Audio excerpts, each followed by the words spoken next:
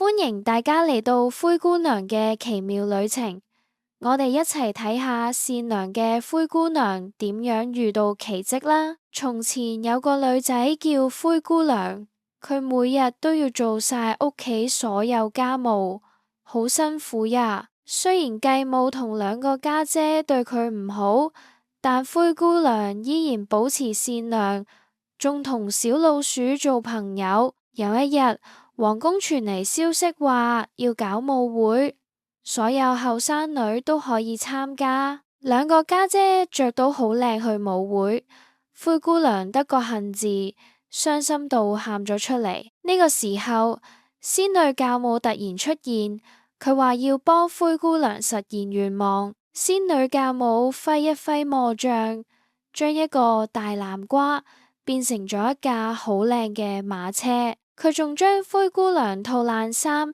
變成華麗嘅公主裙，仲有對閃閃發光嘅玻璃鞋。灰姑娘坐住馬車去到皇宮，王子一見到佢就請佢跳舞啦。佢哋跳得好開心，全場人都望住呢對好似童話一樣嘅情侶。突然12點嘅鐘聲響起，灰姑娘記起魔法就快消失，即刻轉身跑。佢跑得太急，喺樓梯度跌咗一隻玻璃鞋。